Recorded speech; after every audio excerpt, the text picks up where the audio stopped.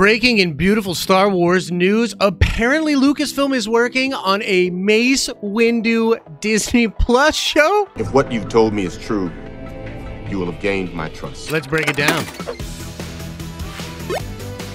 What's up, everybody? It's Josh. Welcome back to the channel. Smash that like button. Let's get right into this report. Now, I saw this pop up during the morning stream, which is a live stream we do from Nerdvengers Tower, Monday through Friday, starting at 10 a.m. Eastern Standard Time. And I'm now going to play for you my sort of live reaction as I found out about the news and read the article on FullCircleCinema.com.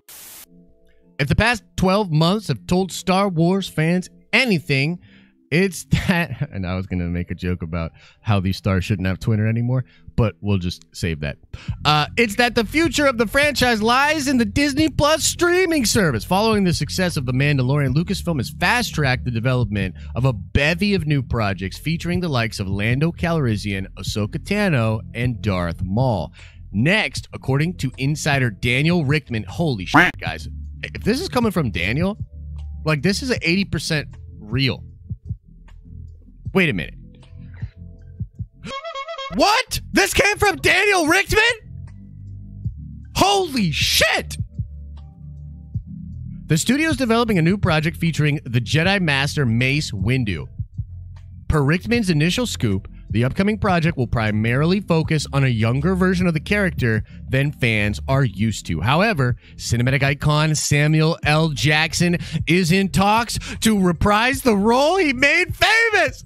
That being said, a new, younger actor will come on board to do the bulk of the story's heavy... Wait, what?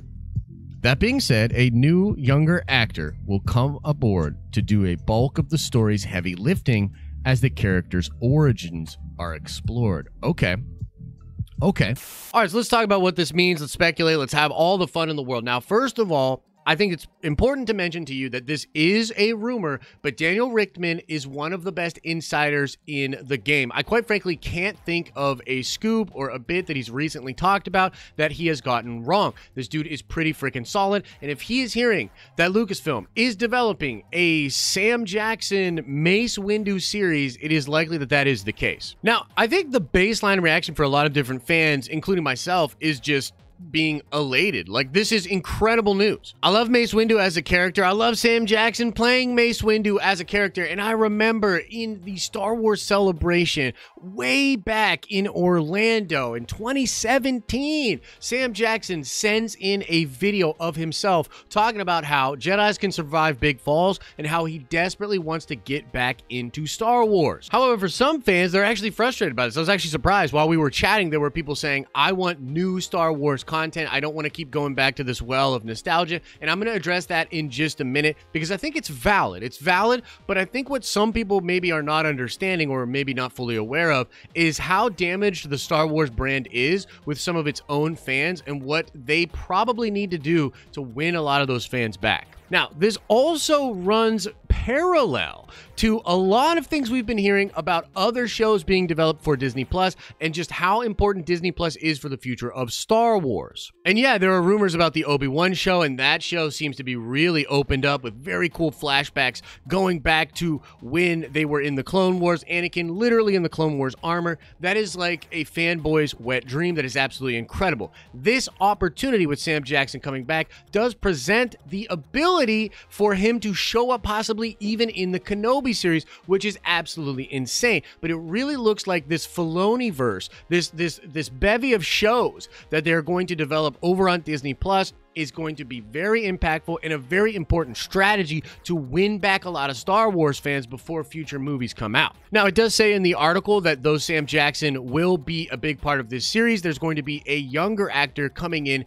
to play his younger counterpart for some of the origin story. Now, we don't know what this could be. This could be very young when Mace Windu was a Padawan, and tell me you don't want to see a scene between Yoda and a young Mace Windu that's literally like as tall as him, as like a very, very young boy. That would be absolutely incredible. And it would be fascinating to see that kind of a thing happen. But it could be a teen version of Mace Windu. And there's all sorts of interesting places that this story could go. But overall, it's just worth mentioning that that is in the report for what the show's structure will basically be like a How I Met Your Mother, but like basically like how I got yeeted out of Senator Palpatine's room. And Anakin Skywalker cut off my hand. It's a version of that, right? Where you have Sam Jackson, and then you also have younger counterparts playing him, and we get a story taking place in the past. Now, let me address the thing that fans are saying about wanting new content before I get into Speculation Town and talk about the things that I desire from the show and that I hope happen. I understand that a lot of fans want to see what happens with Rey and Kylo moving forward. I totally understand that. There's a lot of fans that love the sequel trilogy that want to see new Star Wars, or even if it's not Rey and Kylo, because, obviously Kylo's dead. But even if it's not those two, just going into the future of Star Wars, what does the universe look like past Episode 9? I know there's a desire for that, and people want new content. But the bottom line is, guys, this is content that clearly will make a lot of fanboys happy, and it's also content that should have come out years ago. There's zero reason as to why Disney didn't have this show already in development, and a ton of other things that we're now pumped about that are now in development. It is super clear that there has been a shift in the leadership of Disney. It is super clear that new people and new voices have been elevated, and that they are prioritizing certain pieces of content and certain characters above others. I mean, think about it. We're getting live action Ahsoka now. We're getting Sam Jackson back. We're getting Obi-Wan back. We're getting Anakin back. We're getting stuff that the majority of Star Wars fans have wanted for years,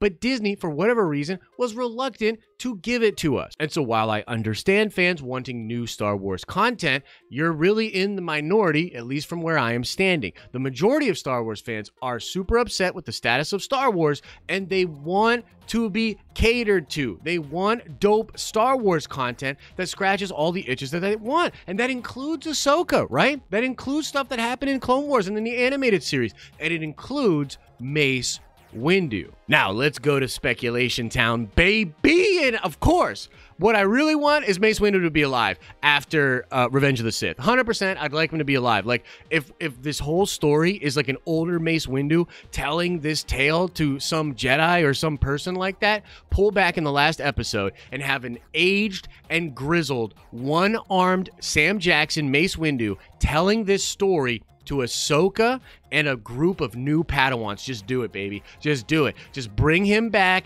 and have him be alive. That would be incredible. And beyond even that, what we think is happening with the Filoniverse is that we may be headed towards a version of the Vong War being told throughout a bunch of different series on Disney Plus, and potentially even its own show on Disney Plus. And this really has to do with Ezra Bridger and Grand Admiral Thrawn. We do know that there is a Grand Admiral Thrawn and Ezra Bridger live-action show being developed, but beyond even that, a lot of the crux for what is going to drive the beginning of the Filoniverse shows is the search for Ezra Bridger and whatever happens with Ezra after this mysterious period. There is a period in time that is from the end of Star Wars Rebel, the battle at Lothal, where Ezra takes Thrawn out into the, unknown regions, we assume, and when we see them again in The Mandalorian Season 2, that whole situation and the fact that they're bringing Boba Fett back and potentially doing a Boba show kind of hints that there's some kind of outside threat that is going to cause this crazy cast of characters to all come together, which sounds a lot like the Yuuzhan Vong War from the expanded universe. And if this is the direction they are going in, I absolutely need a one-armed, old, grizzled Sam Jackson as Mace Windu showing up in the new version of the Vong Wars. I need it. Now, another really interesting thing you could do with Mace Windu in this younger series is even dabble in some High Republic stuff. One of the theories I have for the High Republic is that Yoda will have a big secret that he hides from most of the Jedi Council, but I believe Mace Windu, as being one of the very high-ranking people in the Jedi Council, only second to Master Yoda himself, I believe that Yoda would share this information with Mace Windu, and we could even see scenes of that. And beyond even that, we do know that Mace Windu is a very interesting Jedi. He appears to be able to channel dark side energy or allow dark side energy to pass through him. He is capable of using the dark side without being tainted by the dark side. I want to know where that comes from. I want to know where his history comes from. Who was his actual teacher? Did any Sith try to mentor him as well? I want to know all of that kind of crazy stuff, and truly to better inform the character of Mace Windu, which is a character that I already love. And so there it is, folks. There's the news, the report, and my speculation. I, of course, want to know what you are thinking about this. Let us know in the comment section below. And now let's shout out Quantum Zay. Yes, indeed, Venom 2 was supposed to come out October 2nd of 2020. And now let's ask another nerd card question before we get out of here. I want to know, what was the name of the doctor that supposedly saved Baby Yoda in the first season of The Mandalorian? If you like this video, make sure you drop a like on it. And if you're enjoying the content over here, you will absolutely love the live streams we do straight from Nerdvengers Tower Monday through Friday starting at 10 a.m. Eastern Standard Time. As I always say, I hope you're having an awesome and a nerdy day, and I'll see you in the next video.